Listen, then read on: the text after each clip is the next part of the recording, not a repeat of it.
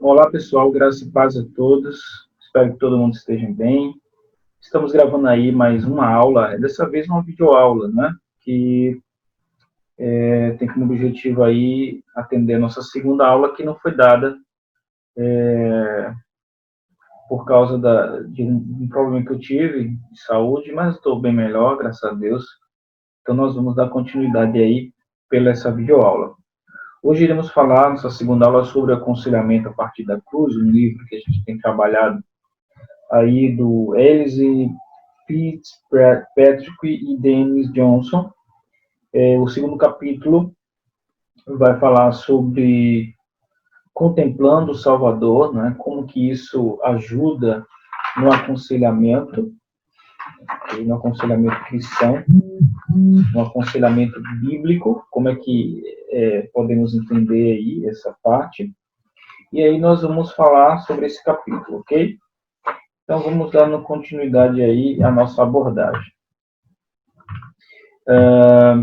Antes, gostaríamos de ler um texto que está aí na tela para vocês. O texto está em 2 Coríntios, capítulo 3, versículo 18, que diz assim: E todos nós, que com a face descoberta contemplamos a glória do Senhor, segundo a sua imagem, estamos sendo transformados com glória cada vez maior ao qual do Senhor, que é o Espírito. Esse é o texto base para a nossa aula de hoje.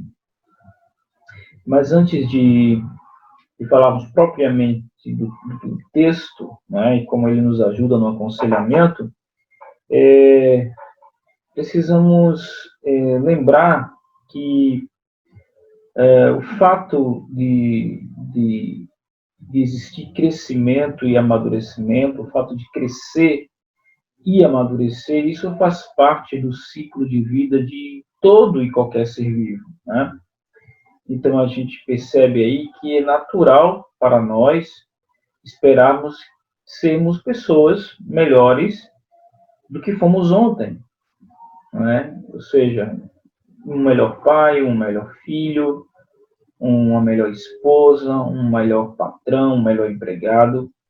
A gente sempre pretende progredir no sentido de ser melhor, cada vez mais.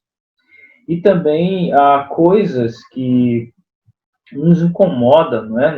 No presente, que de algum modo parece nos atrapalhar no crescimento e no amadurecimento, e de alguma forma a gente quer resolver isso num futuro próximo, né?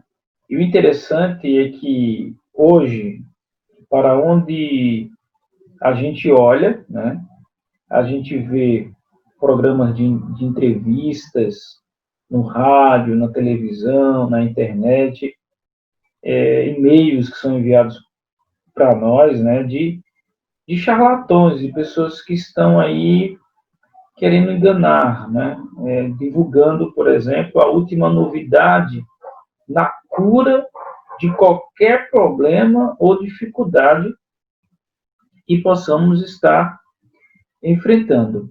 Então é sempre assim, né? A gente sempre se depara com essas propagandas, né?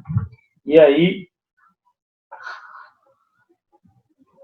primeira coisa natural, que esperamos por mudanças e progresso. Mas a gente precisa ter cuidado com essas propostas, né, de soluções rápidas, né? E aí você vê a imagem aí do seu Grayson, né? Deixa eu pegar aqui para vocês verem, apontar, ó.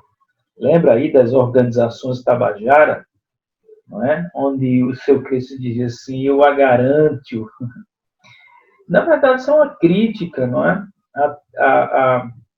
A propaganda de que muitas vezes as coisas são feitas, as propagandas que são feitas tentando vender algo instantâneo, rápido para a resolução do seu problema, e isso parece acontecer com muitos, né, de nós.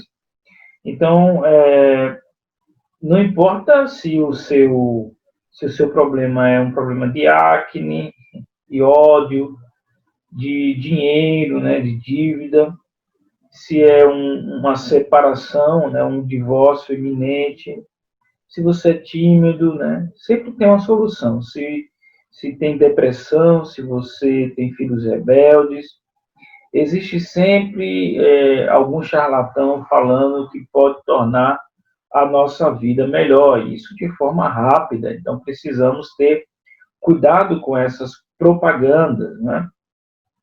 Então, é importante que a gente saiba isso aí.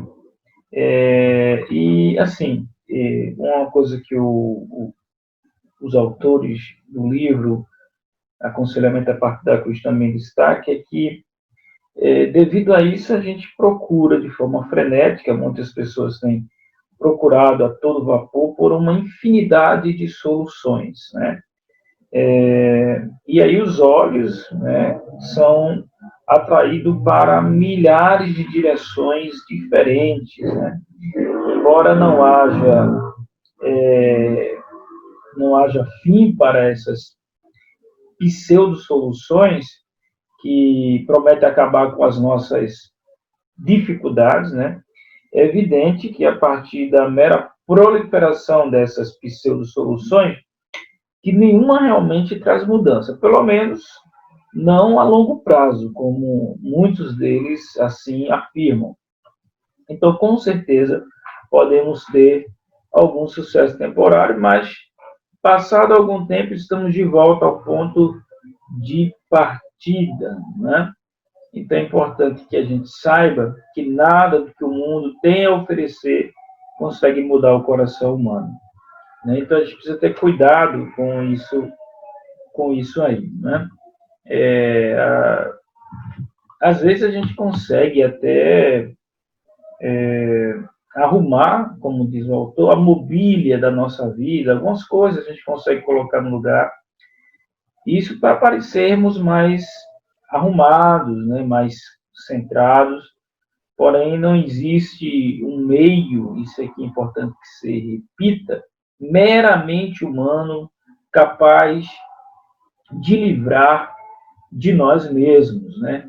E é falando desse olhar para si, desse olhar para nós mesmos, que eu vou para o terceiro ponto aí.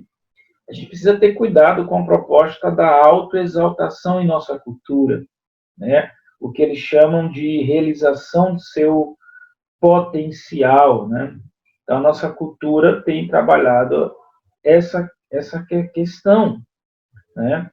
E aí as pessoas, né, alguns afirmam que a solução está em você olhar para dentro de você mesmo, olhar para os seus potenciais, você é uma pessoa de potencial, e aí a postura aí é de melhorar essa imagem na pessoa, né? Mas o cristão é diferente, né? Então, o aconselhamento a partir da cruz desenvolve a esperança de crescer em piedade, ou que a gente chama normalmente de santificação.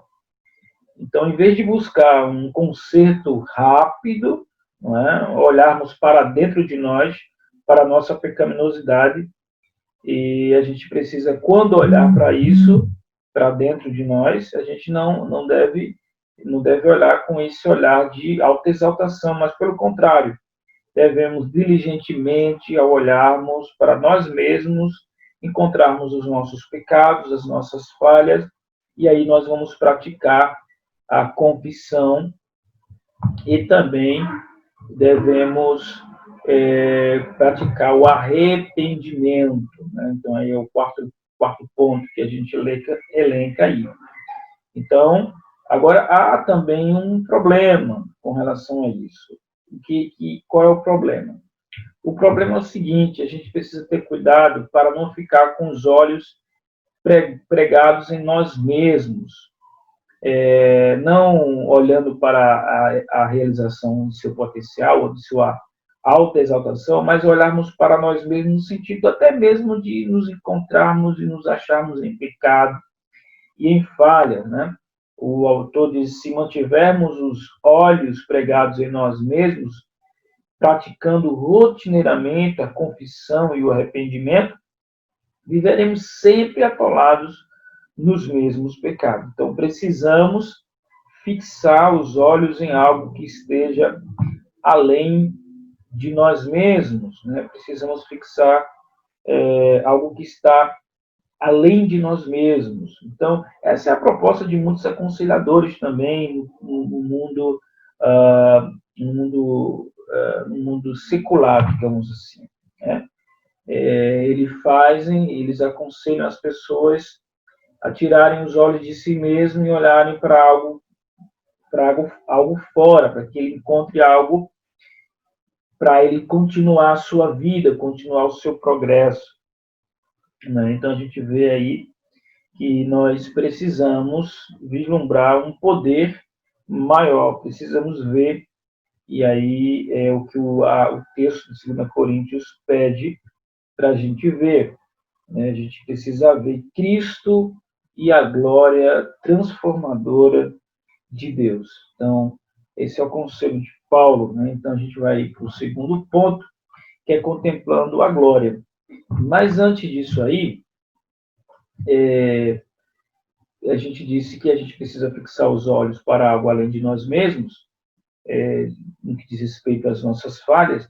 E aí tem um texto de Lucas 14, 25 e 33, que o Senhor faz uma advertência séria aos seus discípulos, aos seus ouvintes, quando ele diz assim, que se eles não amarem a Cristo, não é, mais do que os seus pais, seus filhos, seus irmãos, eles não são dignos do Senhor.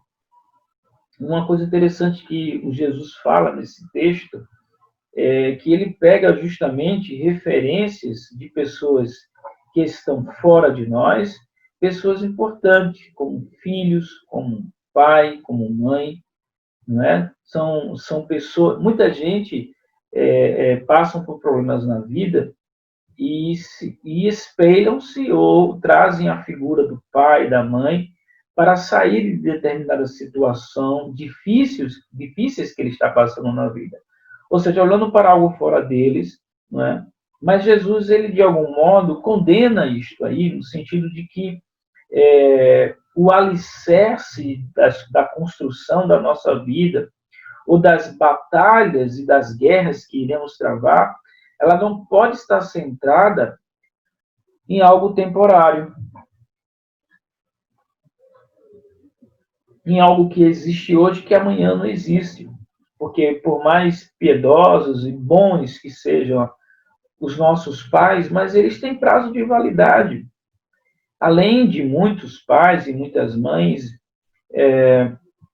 decepcionarem seus filhos, se os filhos decepcionam os pais, e quando a gente coloca como centro da nossa vida, como centro da nossa existência, como a promoção da nossa vida, então quando essas coisas falham, quando esses personagens da nossa história temos algum problema com ele, o que acontece? A nossa esperança de vida, de crescimento, de amadurecimento, de conquista na vida, eles também tendem a ruir essa base. Mas quando Cristo diz que ele deve ser a primazia da construção e a primazia das batalhas da vida, é porque ele nunca vai deixar a gente só, ele vai estar sempre ao nosso lado, ele vai estar sempre pronto para nos ajudar. Então, esse texto de Lucas 14 fala muito ao nosso coração sobre isso. A gente não pode concentrar as nossas vidas naquilo que é temporário, mas devemos concentrar a nossa vida, precisamos ver Cristo e a glória transformadora de Deus. E aí a gente vai para o segundo ponto da abordagem, que é contemplando a glória do Senhor. Isso fundamentado no texto, né? A gente percebe aí que a igreja de Corinto, né, os coríntios, queriam ser mais semelhante a seu Salvador, ao seu Salvador. Mas eles precisavam saber ser verdadeiras testemunhas de Cristo. Né? Eles precisavam da graça de Deus para combater o materialismo de sua época, que infestava a cultura dos coríntios lá. Eles precisavam de fé para lutar contra a idolatria e a impureza que haviam marcado suas próprias vidas, e de sabedoria também, para saber a diferença entre a demonstração exterior de bondade e a verdadeira santidade interior. Então, eles precisavam saber disso para poder ser testemunhas de Cristo. E por esse motivo, Paulo aponta o lugar exato da mudança. Para onde que eles deveriam olhar? Para que ponto, para que local devia ser dirigido a visão deles. Então, eles precisavam focar exatamente na glória que vem do Senhor. Olha, Paulo poderia dizer, tá, que eles poderiam ser transformados olhando para a lei, por exemplo, né?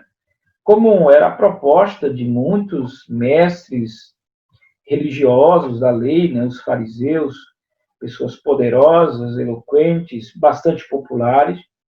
Porém, Paulo vai chamar aí em 2 Coríntios, capítulo 2, verso 17, dessas pessoas de arrogantes e mercenários. Então, esses homens que queriam e pregavam a mensagem de aperfeiçoamento moral por meio do rigoroso cumprimento da lei, era certamente popular entre seus contemporâneos, incluindo judeus praticantes e gentios eticamente sensíveis. Essas pessoas, Paulo disse, olha, elas não devem ser para quem vocês devem olhar, não é para a glória deles que vocês devem olhar, pois eles são arrogantes, eles são falsos, eles são mercadores da palavra de Deus. Eles utilizam a palavra de Deus como trampolim para eles. Então, Paulo, ele não quis que os coríntios não se espelhasse também nele, no próprio Paulo, nos méritos farisaicos de Paulo. Se você for lá em Filipenses, capítulo 3, verso 8, vocês vão ver lá que Paulo não se gabava dos seus méritos farisaicos. Pelo contrário, ele disse que todos os méritos farisaicos dele, ele reportou como esterco, como perca, como nada, não é? E, ao invés de Paulo se gabar no fato de ser mestre poderoso e religioso da lei, ao invés disso, ele se gabava em sua fragilidade, na sua fraqueza ou perseguições, de acordo com 2 Coríntios, capítulo 11, verso 30, 12, 9 a 10, está lá. E você pode observar isso. Para Paulo, o poder que transforma o coração, que pode mudar a vida de alguém, ela não está na observância rigorosa da lei ou no legalismo, mas o poder de transformar o coração e a vida pertencem a Deus e não pertence a nenhum homem. Por isso, era importante contemplar a glória do Senhor. E aí, nós chegamos a uma pergunta importante sobre isso. Qual é a pergunta? A pergunta é: tudo bem, a gente precisa olhar para a glória de Deus. A gente precisa olhar, como diz Paulo aí em Coríntios, né? no capítulo 3, e o verso 18, todos nós que com face descoberta contemplamos a glória do Senhor, segundo a sua imagem, estamos sendo transformados com glória cada vez maior. Mas a pergunta é, como posso contemplar a glória do Senhor? Como é que essa glória pode ser vista por nós agora nesse tempo? Então, essa é a pergunta que o seu aconselhado, o nosso aconselhado, pode fazer diante da apresentação de que ele deve olhar para a glória do Senhor para que a vida dele mude, para que as suas relações mudem, para que a sua forma de estar vivendo o que ele está vivendo seja transformada. Então, como que ele vai transformar a vida dele? E aí a gente diz, contemplando a glória. Mas quem é essa glória? Como é que podemos ver essa glória? Então, um dos pontos importantes aí a responder essa pergunta é a graça, né? A graça faz brilhar, né? A glória, o entendimento para o Evangelho. O autor diz, se querermos ver a glória de Deus e desejamos que nós e outras pessoas sejamos transformados em santidade, precisamos mergulhar, aí ele diz, no Evangelho. O Evangelho é a glória de Deus, onde sua glória aparece de forma mais claramente, e é para o Evangelho que devemos olhar. E é pelo poder do Evangelho que seremos transformados. Então, mais uma vez, a temática do Evangelho entrando na hora que a gente contempla o nosso Salvador. A gente não tem como não contemplar o Evangelho. Então, Paulo nos informa que, por sua graça, Deus fez brilhar a luz do Evangelho da glória de Cristo, 2 Coríntios 4:4. E essa luz brilhou em nosso coração. Então, é nessa luz que vemos todas as outras coisas. O que nós vemos? Nós vemos quem ele é. Nós vemos o que ele fez. Nós vemos também quem somos e como podemos mudar. Mais uma vez, o Evangelho é apresentado aí como fonte, a melhor fonte para o aconselhamento. Seja qual for o problema que possamos estar passando. E isso, como é que você tem acesso a isso? Você tem acesso a isso por meio da graça. É a graça que brilha. Então você não precisa pagar, já foi pago. A graça, já diz certo teólogo, ela é de graça, mas ela não é barata. Ela teve um preço, ela foi paga, né? Então o vislumbre da glória de Deus está presente nos meios de graça. E é falarmos sobre esses meios de graça que nós vamos, portanto, entrar aí no terceiro ponto aí que a gente está abordando. Os meios de graça, gente, é interessante que a gente diga o seguinte, a gente sabe que como é que eu vejo a glória de Deus? Eu vejo a glória de Deus por meio do Evangelho. Eu vejo a glória de Deus por meio do que o Evangelho conta, do que o Evangelho fala sobre nós, do que o Evangelho fala sobre Deus, do que o Evangelho fala sobre Cristo, quem Ele é, o que Ele fez. Então, essa mensagem do Evangelho é a glória de Deus, né? E é essa mensagem do Evangelho, quando nós entendemos, é que nós contemplamos a glória. Você só contempla a glória se você entender o que é esse Evangelho. E aí, queridos, não depende apenas do aconselhado ou do aconselhador.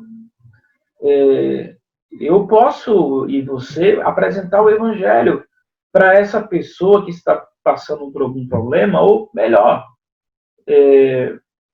reapresentar o Evangelho. Essa pessoa já diz que conhece o Evangelho.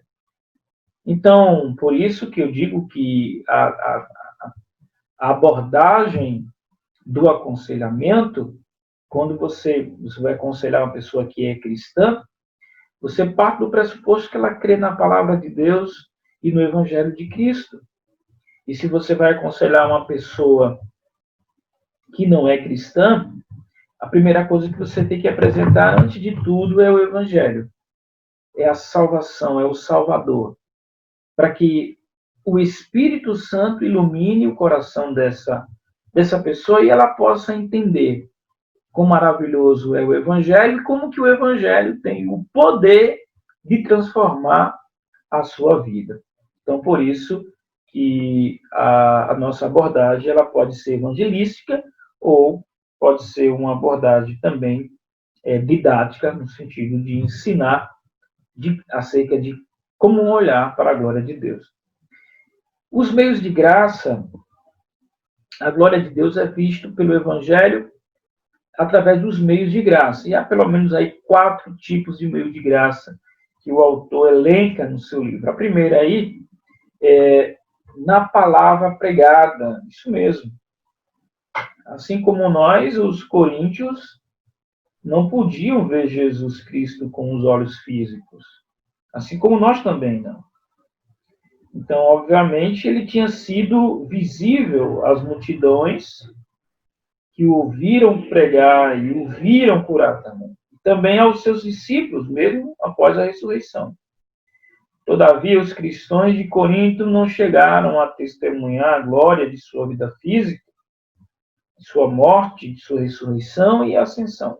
Eles também não podiam olhar para o céu e vislumbrar a glória de Deus. Mesmo assim, foram transformados por ela, pela glória.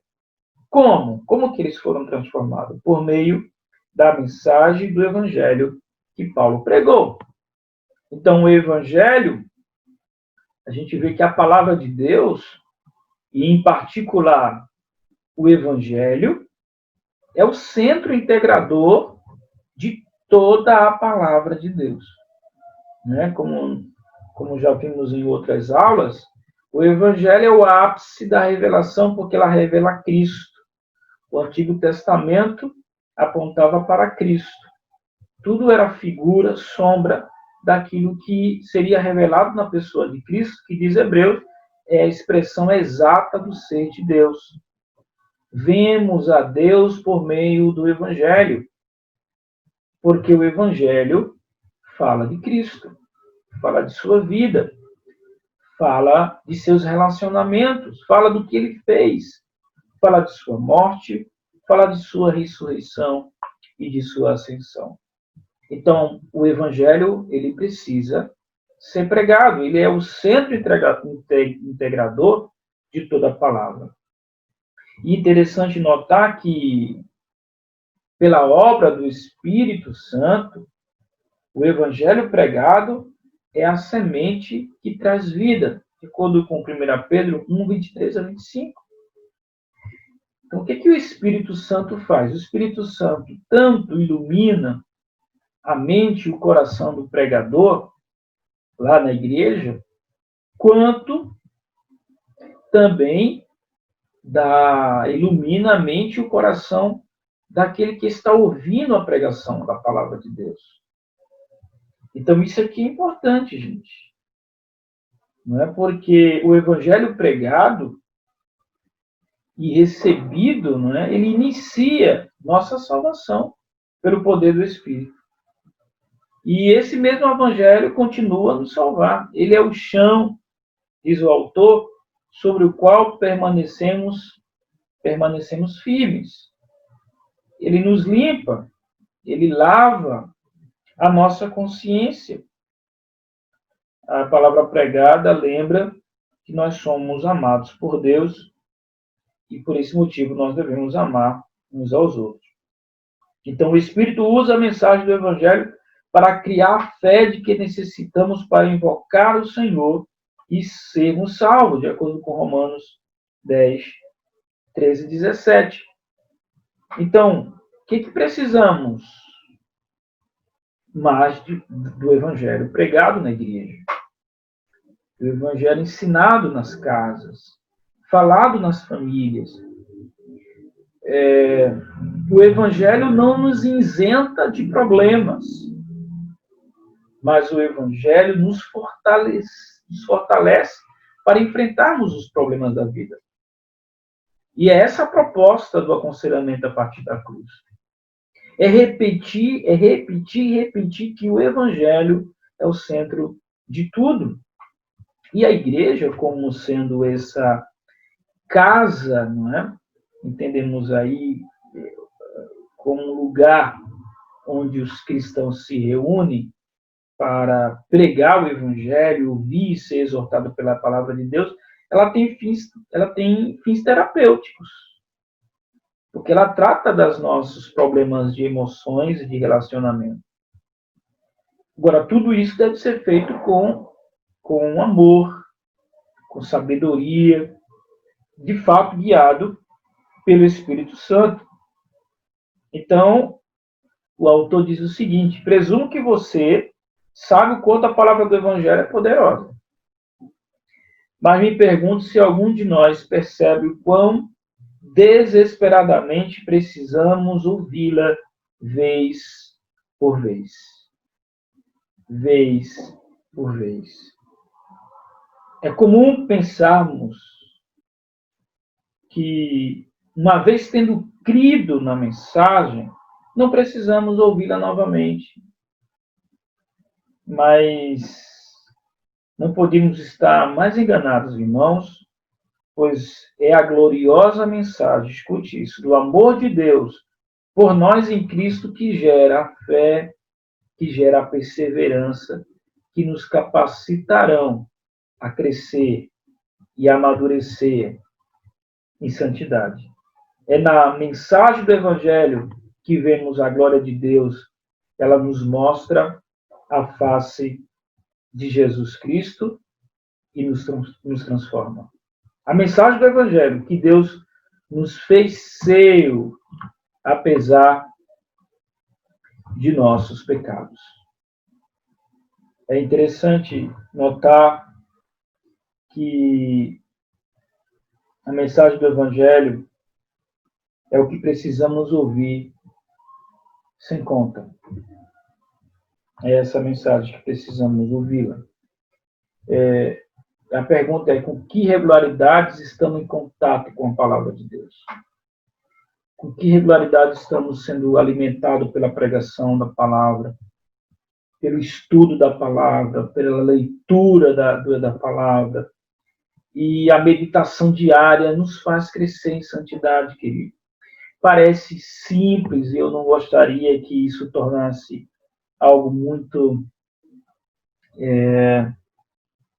sem merecimento, melhor desmerecimento, que isso não seja, como a gente viu em outras aulas, o ruído branco, mas essa pergunta: com que regularidade estamos em contato com a palavra de Deus, se estamos estudando de forma afinca a palavra de Deus. Olha, isso é o que nos faz crescer, nos amadurecer e contemplar a glória de Deus.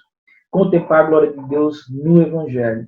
O Evangelho que repito, que é a mensagem do que Jesus já fez, quem somos nós e de que Ele ainda vai fazer na vida de todos.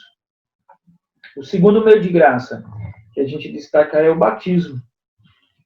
O batismo, que é o sinal, né, visível para confirmar a nossa fé. É interessante que o autor diz o seguinte: quando Deus proibiu que se fizesse imagem dele no segundo mandamento, lá em Êxodo capítulo 20, versículo 4 a 6, ele não estava ignorando o fato de que nos criou com 5 sentidos, ou seja, com visão, tato, paladar, olfato e audição. Ele estava apenas nos protegendo. Nos protegendo de quê? Da inclinação natural do nosso coração pecaminoso de visualizar Deus nas formas que escolhemos. Ao mesmo tempo, ele diz o seguinte: ele providenciou sinais visíveis e em abundância para confirmar a nossa fé em suas palavras audíveis. Ele diz assim: pense no arco-íris de Noé, que Noé viu depois do dilúvio, na coluna de nuvem e de fogo que guiou israelita pelo deserto e nos sacrifícios feitos no tabernáculo e no templo. Os milagres de Jesus e de seus apóstolos também foram sinais que confirmava tudo isso. Confirmava e ilustrava a mensagem que eles transmitiam da parte de Deus. E que essa mensagem era o Evangelho, era Cristo. Então, para nós, Jesus instituiu 2 sinais permanentes para confirmar nossa confiança no Evangelho. Confirmar a mensagem transmitida por ele. O primeiro dos quais é o batismo. Exatamente. O batismo, querido, foi instituído para representar, olha que coisa linda, a lavagem dos nossos pecados. O batismo representa a lavagem dos nossos pecados. Nós fomos lavados dos nossos pecados. Ele representa a união com Cristo na sua morte. Fomos unidos com Cristo na sua morte e na nova vida ressurreta. A gente vê isso. E também no batismo somos assegurados de que estamos perdoados, acolhidos e amados. Então, chegará uma pessoa para você com vários problemas. Essa pessoa pode chegar para você com um problema de perdoar, como a gente viu na aula passada, ou com um problema de se sentir rejeitado em alguma situação da sua vida, deixado de lado, sem valor, e que ela também tenha sido desprezada ou odiada por alguém. E aí é importante que a gente reavive a mente dessa pessoa se ela é batizada. E a gente falar do batismo para ela. E a gente falar o que significa ser batizado. O que representa ser batizado. E aí a gente vai falar, olha, você pode perdoar porque você foi perdoado. Olha, você pode acolher porque você foi acolhido. Olha, você pode ter sido desprezado por alguém, em alguma situação, mas eu quero dizer para você que Deus acolheu você no batismo. Você faz parte da família de Deus. Você pode até sofrer ódio nesse momento, diante da circunstância. Eu quero dizer para você que o batismo representa que você foi amado, foi aceito e amado na família de Deus. Então, isso é importante que se lembre na hora do aconselhamento. No batismo é o sinal da morte para o pecado, por causa da obra purificadora do Espírito.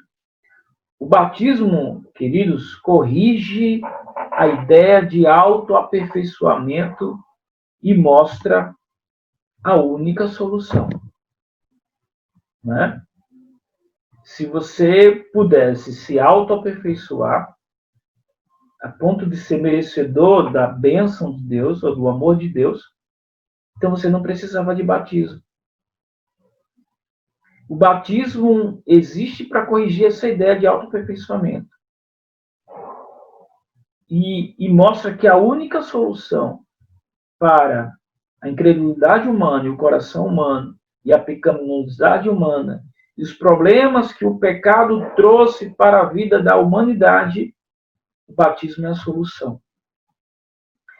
E aí, pela habitação do Espírito, ao comunicar nossa união com Cristo, por meio de sua morte e ressurreição, nós estamos certos que continuamos a morrer para o pecado e viver para a nova justiça na nossa nova vida. Romanos 6,4, 3,5. Então, veja quanta coisa que o batismo pode nos exortar. E se você encontrar uma pessoa na igreja que esteja passando por problemas variados, essa será uma forma de aconselhá-lo, de dirigi-lo ao batismo, perguntando: você já foi batizado? Veja, se você chegar lá no final do capítulo do livro, você vai ver buscando conselho da cruz, terceira questão, o autor diz assim: você foi batizado? Se não foi, tome providência para fazer isso o mais depressa possível. Então, esse é o momento de exortar até mesmo o seu aconselhado, caso ele não seja batizado, que o Espírito crie no seu coração desejo, depois de uma explanação do que é o batismo, para que ele sinta o desejo de descer as águas.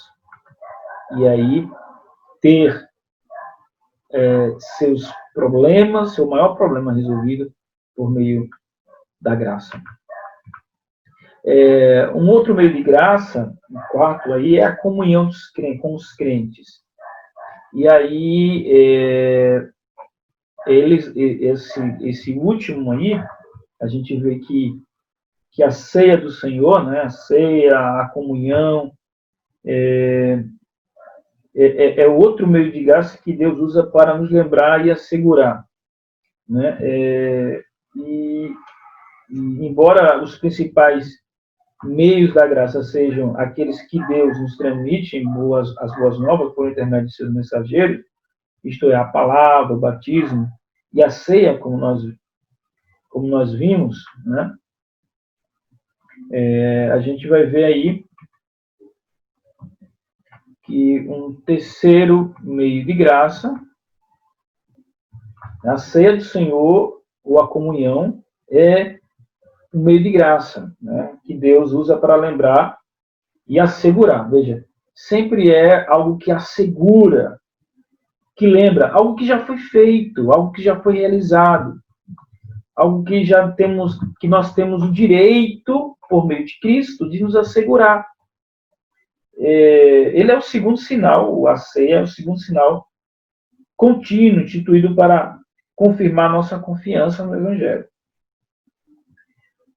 Na ceia nós vemos uma representação do Evangelho. Ao vermos o pão ser partido diante dos nossos olhos, devemos nos lembrar do corpo de Jesus que foi moído pelo Pai por amor a nós.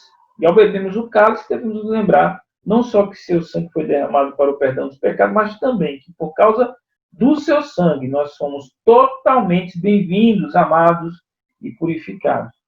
Estamos assentados com Ele, queridos, ceando em sua mesa, comendo a refeição que Ele pagou. E olhe, essa refeição da ceia foi cara. É possível que você diga: não, pastor, o vinho não está tão caro, o pão não está tão caro. Não, não é o vinho nem o pão, é o que eles representam que é caro. Custou a vida do Filho de Deus. E você e eu somos chamados à mesa para comer a refeição mais cara. A ceia, ela tem o objetivo de ativar a afeição que sentimos pelo nosso Salvador. Estamos desfrutando de sua hospitalidade, vendo a mesa posta diante de nós. Nela o Espírito alimenta a nossa alma, usando o pão e o fruto da vida, que podemos ver, que podemos tocar, sentir o sabor e o aroma. Há um texto de um teólogo que diz assim: tão certo como vejo com os meus olhos o pão do Senhor, partindo por mim, e o cálice dado a mim, assim também, certamente, seu corpo foi oferecido e partido por mim, e o seu sangue derramado por mim na cruz. Quando o pão, você vê o pão sendo entregue a você, queridos, isso significa que o Senhor se entregou por você. Tão certo como recebo da mão daquele que serve e provo com minha boca o pão e o cálice do Senhor, dados a mim como sinais seguros do corpo e do sangue de Cristo, assim também ele alimenta e revigora a minha alma para a vida eterna, com seu corpo crucificado, ou com o seu sangue derramado. É lindo nessa refeição a qual Cristo generosamente preparou para nós. E tão caro, ele também demonstrou aí na ceia a natureza dual da nossa união com ele e com os outros.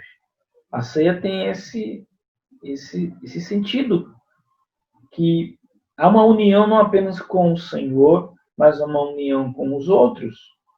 Por meio de sua ceia, nós nos lembramos que somos um com ele.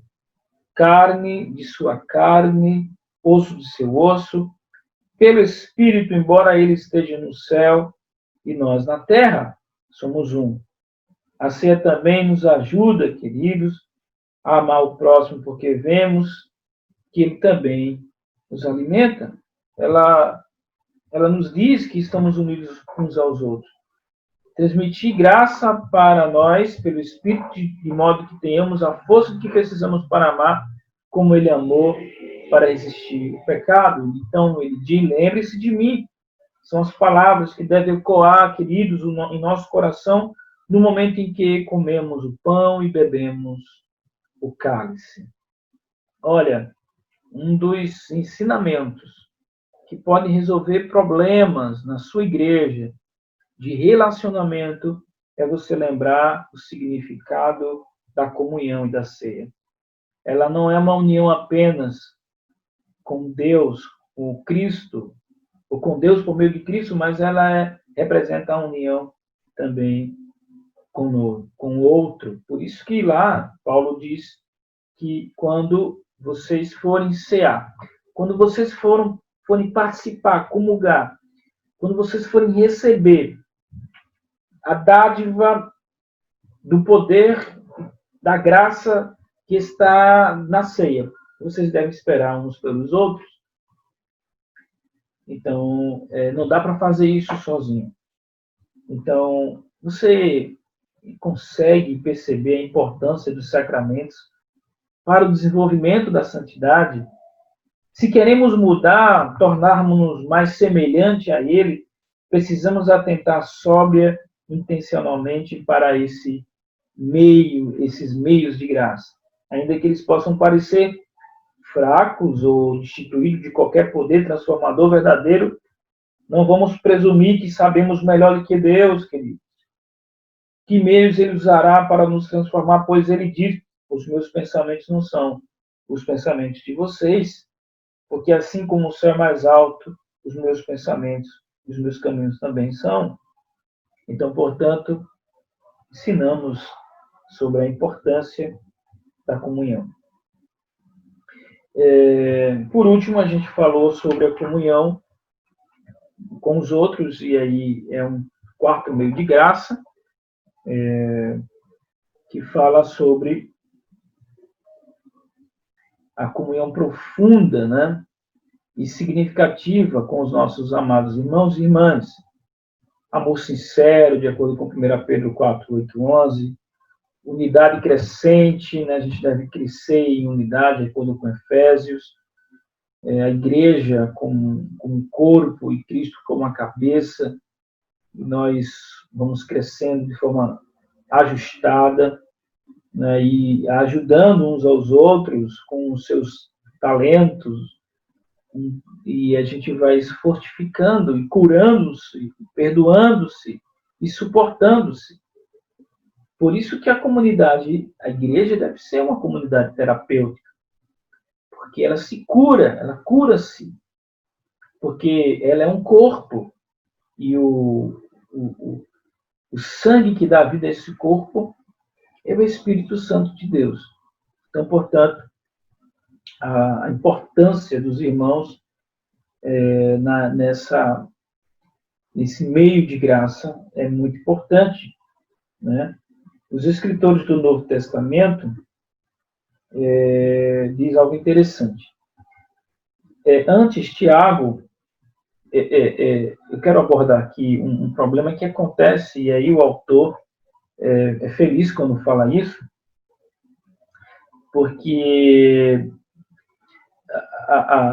as orientações dos psicólogos e tal, é falar que você é importante, que você é melhor, e que você pode melhorar, e olhar muito para essa questão da autoexaltação ou autoaperfeiçoamento. O problema que ocorre com muitos aconselhamentos realizados fora do âmbito da igreja local, é a falta de prestação de contas contínua. As pessoas parecem querer obter ajuda anonimamente, evitando assim a luta contra o pecado diante das próprias pessoas que Deus colocou na vida delas para ajudá-las. E isso contraria, né, diz aqui o autor, as passagens como de Tiago 5,16. Portanto, confessai os vossos pecados uns com os outros e orai uns pelos outros. Assim como Gálatas 6 também, fala aí, como está aí. Irmãos, se alguém for surpreendido de algum pecado, vós que sois espirituais deveis restaurar essa pessoa com espírito de humildade, levar os fardos uns dos outros, assim estarei cumprindo a lei de Cristo. Dentro da igreja local deve haver constante confissão de pecado, oração pessoal e ajuda para carregar os fardos uns dos outros. Os escritores do Novo Testamento acreditavam que na congregação local havia toda a sabedoria e conhecimento necessário para a verdadeira transformação, de acordo com está lá em Romanos 15, 14. Meus irmãos, quanto a mim, estou convencido de que já está cheio de bondade e plenamente suprido de todo conhecimento, sendo vós mesmos capazes de instruir-vos uns aos outros. Então, a gente precisa falar da importância essa relação ou inter-relação entre os irmãos no perdão, no aconselhamento e na oração. É importante aí, é um meio de graça bastante importante. Bom, a gente vai para uma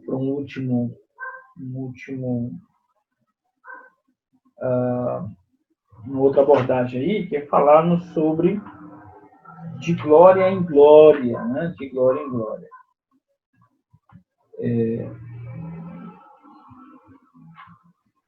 Antes disso, eu queria falar, antes de falar de Moisés contemplando a glória do Senhor, a gente precisa trabalhar esse ponto aí de glória em glória. De que maneira nós somos transformados, né? Essa é a resposta de Paulo à igreja de Corinto. A igreja de Corinto talvez quisesse algo instantâneo, né? Um fast food, né? Algo rápido. E a pergunta é de que maneira nós somos transformados. E a gente percebe que a transformação, queridos, ela não é instantânea, né?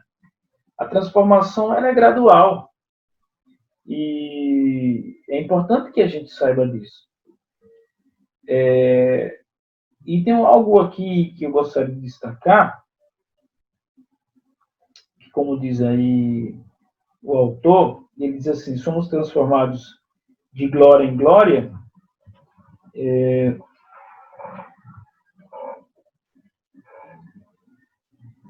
não instantaneamente, mas gradualmente. Ele diz assim, os poderosos meios de graça, né, que nós vimos, né, o batismo, a comunhão, não é, a ceia, a pregação da palavra, o aconselhamento, né, a relação, a comunhão entre os irmãos, né, tudo isso aí são meios de graça. Então, ele diz assim, os meios de graça nos transformam instantaneamente na pessoa que gostaríamos de ser. É verdade. Na hora que você desce as águas batismais, na hora que você comunga, na hora que você reconcilia-se, você tem o perdão dos pecados. E você, ali naquele momento, é transformado de forma instantânea por meio desse meio de graça.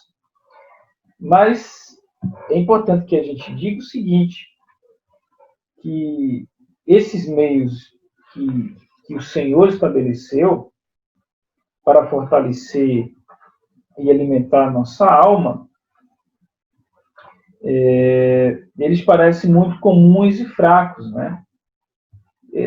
A gente pensa assim, o próprio do Senhor usar as coisas fracas deste mundo, né, para confundir os sábios.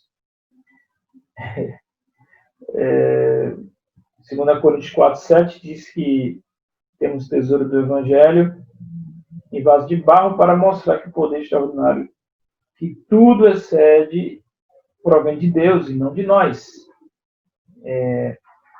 E aí a gente percebe que mesmo esses meios de graça nos transformando instantaneamente, nós ainda lutamos contra o pecado.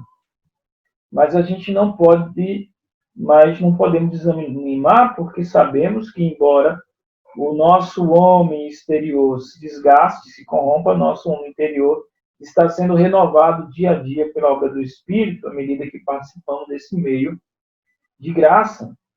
De fato, vê-lo por meio da palavra, dos sacramentos e da igreja é que irá impedir, motivar a nossa transformação. Então, uma vez que temos a maravilhosa promessa, né, de adoção e esperança de transformação, não desanimamos. Assim como portamos a imagem do homem do pó, Paulo diz lá em 1 Coríntios 15:49, portaremos também a imagem do homem do céu. Ele transformará o corpo da nossa humilhação para ser semelhante ao corpo da sua glória, de acordo com Filipenses 3:21. Quando o vimos, experimentaremos alegria, prazeres completos, Salmo 16:11. Se afastarão o nosso coração das insignificantes ninharias deste mundo, ainda que fisicamente, sem tê-lo visto, vós o amais, e sem vê-lo agora, crendo, exultai com alegria inexprimível e cheia de glória. 1 Pedro 7:1, 7 e 8. Chegará o dia em que veremos seu rosto, seu nome estará na nossa fronte, de acordo com Apocalipse 22:4. Seremos completa e eternamente transformados. Entretanto, enquanto esse dia não chega, precisamos olhar para cada retrato que ele nos deixou de si mesmo na palavra, nos sacramentos, na compaixão e na correção dos nossos irmãos na família de Deus. Olha que coisa linda. Então, como é que você contempla a glória de Deus? Por meio do Evangelho. Esse Evangelho que nos ensina o que Cristo fez, quem é Ele, quem somos nós, quem é o nosso próximo. E nesse Evangelho encontramos os meios de graça, os meios pelo qual podemos contemplar o Evangelho de forma clara e objetiva, que é a pregação da palavra, que é os sacramentos, né, da comunhão, do batismo e da correção dos nossos irmãos na família de Deus. Isso é que a gente deve usar na igreja para resolver os problemas. Esses meios de graça são importantes demais.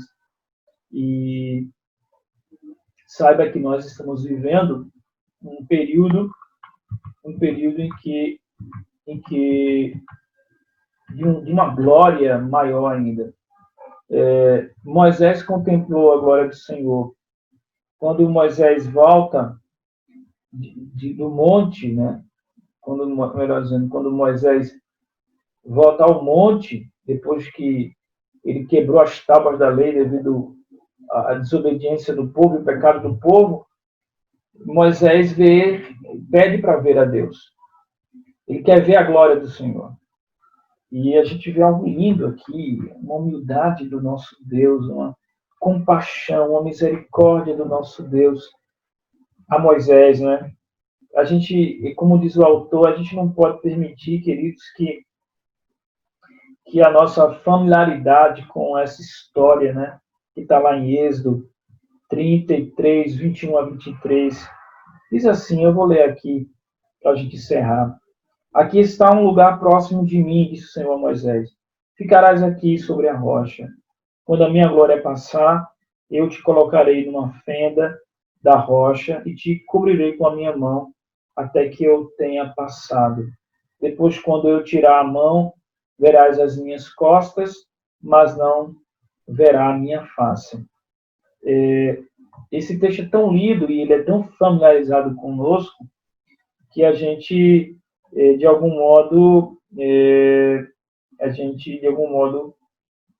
rouba, né, a sua magnificência, como diz o autor.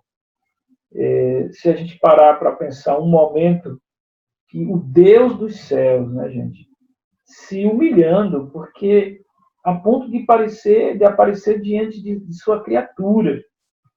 Isso é uma humildade, né?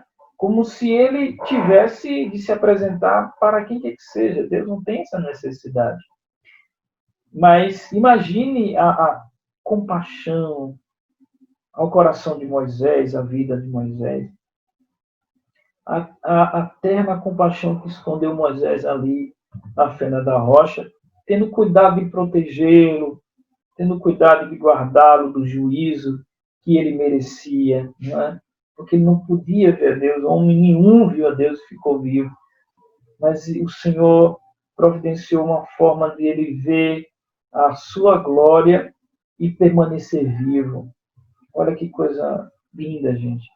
Pense agora em como o coração do Senhor, aquele Deus maravilhoso, amoroso, poderoso, amava, né? O coração do Senhor ansiava pela participação de Moisés na alegria de sua glória pessoal.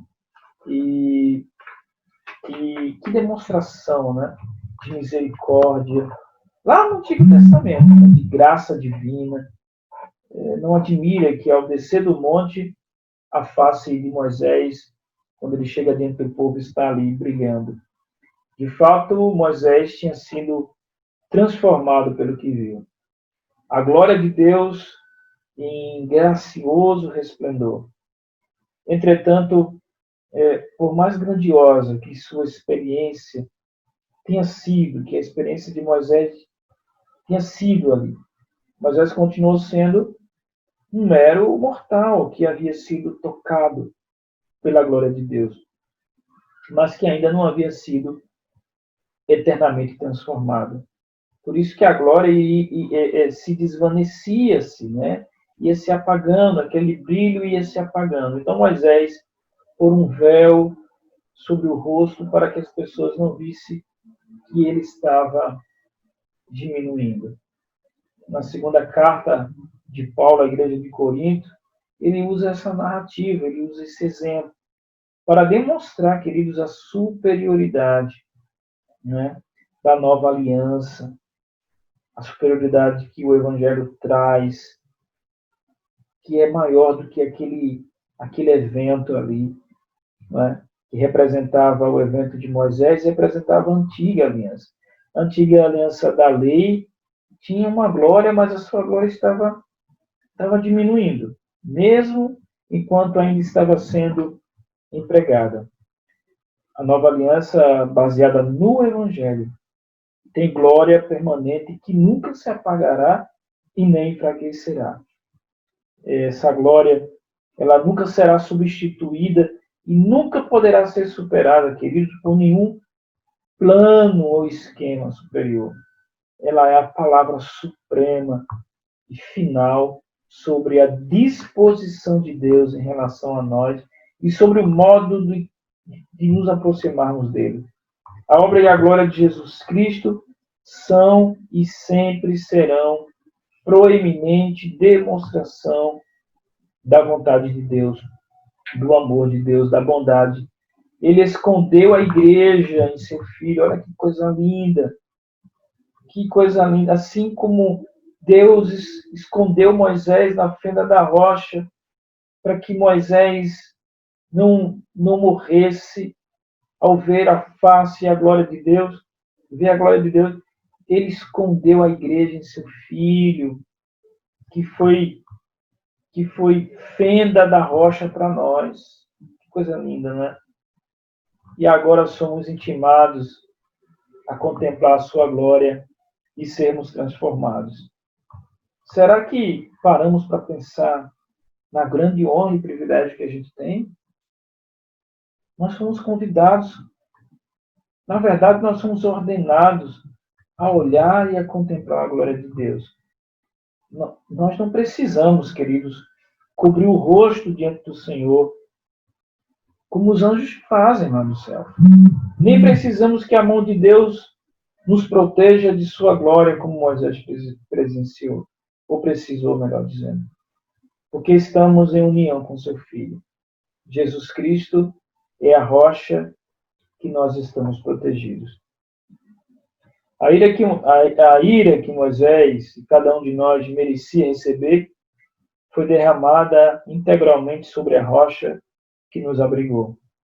O perfeito cumprimento da lei, necessário para a comunhão desimpedida face a face com Deus Todo-Poderoso, foi creditado a nós. Que coisa linda. E agora, por causa dessa glória, por causa desse deslumbre, somos ordenados a olhar para a sua glória como se tivéssemos o direito de estar lá. Olhando para Ele, como se fôssemos bons, o bastante para estar perto dele. E vê-lo nos transformará, assim como transformou Moisés. Só que a nossa transformação, ela não vai desaparecer. Ela ficará cada vez mais brilhante até sermos final e perfeitamente transformados pela presença dele no céu. Olhe para a sua face, creia em seu poder e seja transformado. Que Deus em Cristo abençoe a todos e que possamos pensar que o Evangelho, que os meios de graças instituídos, dados pelo Senhor, ajude a nós, ajude as pessoas que se aproximarem de nós, a fim de receber o conselho do Senhor, que a gente possa lembrar do Evangelho, da glória do Evangelho, da glória do Senhor no Evangelho, que a gente possa lembrar da palavra, do exercício da palavra, da meditação na palavra, de guardar a palavra e praticar a palavra, de participarmos da comunhão do Senhor, lembrando do Evangelho, lembrando da boa nova, e que possamos, com essas palavras, consolar uns aos outros, e que haja perdão no meio da igreja, que haja perdão entre os irmãos, que haja reconciliação, que haja a glória de Deus, do Evangelho, manifesta na nossa vida. Que Deus em Cristo abençoe a todos. Até a próxima aula, se Deus assim permitir. Amém.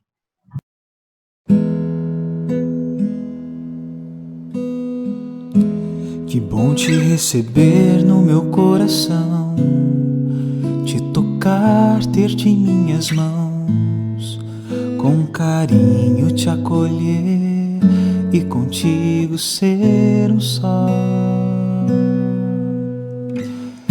Ter contigo uma perfeita comunhão, corpo e sangue, vinho e pão, milagre de amor, fonte de vida.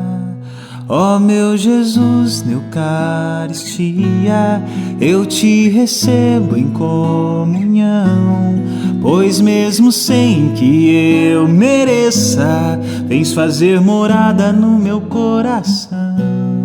Eu te adoro, meu Jesus, doce mistério do meu coração.